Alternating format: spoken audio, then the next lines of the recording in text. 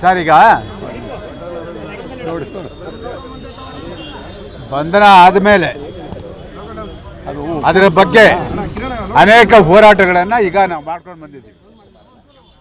ಇವತ್ತಿನ ನಮ್ಮ ಹೋರಾಟ ಕರ್ನಾಟಕದಲ್ಲಿ ಕನ್ನಡಿಗರಿಗೆ ಉದ್ಯೋಗವನ್ನು ಕೊಡಬೇಕು ಅಂತ ಹೇಳ್ಬಿಟ್ಟು, ಕರ್ನಾಟಕದಲ್ಲಿ ಕನ್ನಡಿಗರಿಗೆ ಉದ್ಯೋಗ ಕೊಡಬೇಕು ಅಂತ ಹೇಳ್ಬಿಟ್ಟು ಮಾನ್ಯ ಮುಖ್ಯಮಂತ್ರಿಗಳು ಈಗಾಗಲೇ ಮೊನ್ನೆ ಒಂದು ತೀರ್ಮಾನಕ್ಕೆ ಬಂದಿದ್ದಾರೆ. 60% ನಾಮಫಲಕ ಕನ್ನಡದಲ್ಲಿ ಇರಬೇಕು ಅಂತ ಹೇಳಿಬಿಟ್ಟು ಒಂದು ಸುಗ್ರೀವಾಜ್ಞೆಯನ್ನು ಹೊರಡಿಸಿದ್ದಾರೆ. ನಾವು ಅದಕ್ಕೆ ಕಾಯ್ತೀವಿ.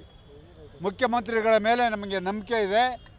ಕೂಡಲೇ ಮುಖ್ಯಮಂತ್ರಿಗಳು, ಯಾಕೆ ಅಂತ ಹೇಳಿದ್ರೆ ಮುಖ್ಯಮಂತ್ರಿಗಳು ಹಿಂದೆ ಕನ್ನಡ ಕಾವಲು ಸಮಿತಿಯ ಅಧ್ಯಕ್ಷರಾಗಿದ್ದರು.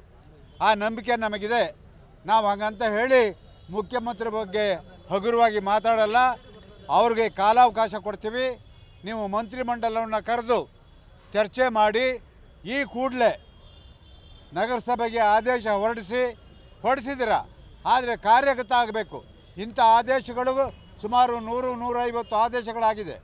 ಆದರೆ ಇವತ್ತಾದರೂ ಕೂಡ ನೀವು ಗ್ರಾಮಾಂತರ, ನೆನ್ನೆ ಹೇಳಿದೆ ನಾನು, ನೀವು ಗ್ರಾಮಾಂತರ ಪ್ರದೇಶದಿಂದ ಬಂದಂಥವರು, ನಿಮಗೆ ಕನ್ನಡದ ಮೇಲೆ ಕಾಳಜಿ ಇದೆ.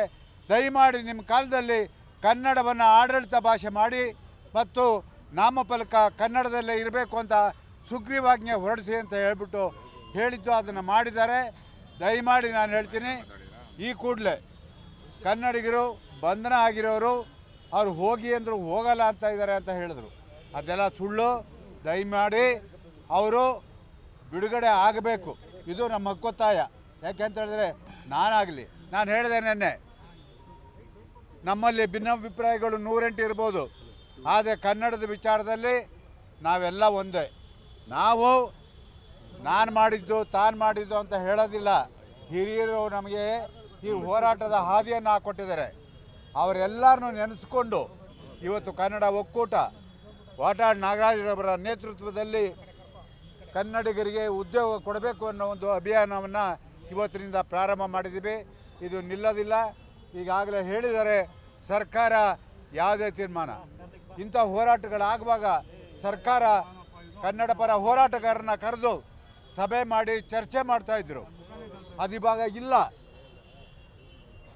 ಅದು ಇವಾಗ ಸ್ವಲ್ಪ ಕಮ್ಮಿ ಆಗ್ತಾ ಇದೆ.